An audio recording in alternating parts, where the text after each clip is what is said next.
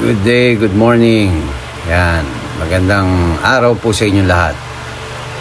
Nandito ako ngayon sa San Miguel, Bulacan. Gusto ko lang i-introduce sa inyo itong miracle fruit. Ito ang itsura ng puno ng miracle fruit.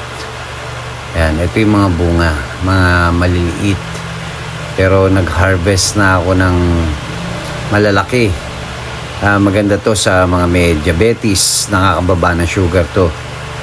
Sa mga may high blood, sa mga may cancer, at kahit na anong sakit.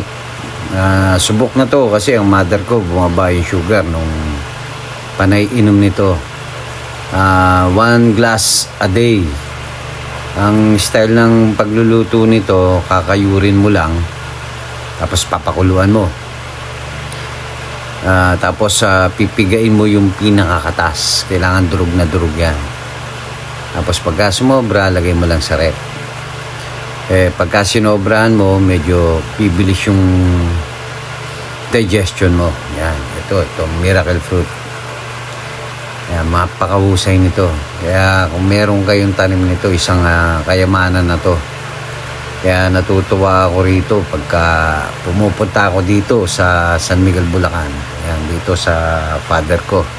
Yan, punta tayo dito sa likod. Tingnan natin kung ano pa yung mga tanim dito.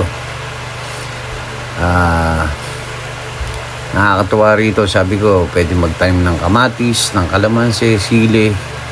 Dahil sayang yung lote. Yung lote sa harap, tsaka yung lote dito sa likod. Ang tanim lang dito, yung puno na mangga. Yan, maraming bunga yung mangga rito. Nakakatuwa. May mga konting saging doon sa likod. May babuyan.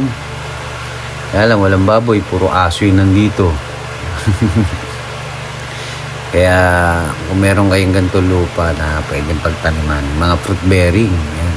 Lalo ngayon, kaysa mamili tayo, pwede tayong magtanim-tanim para sariwa yung kakainin natin. Pero itong tumpak at mahalaga para sa akin, itong miracle fruit na to. Yan. Kasi ito ang ganda nito. Baga katumbas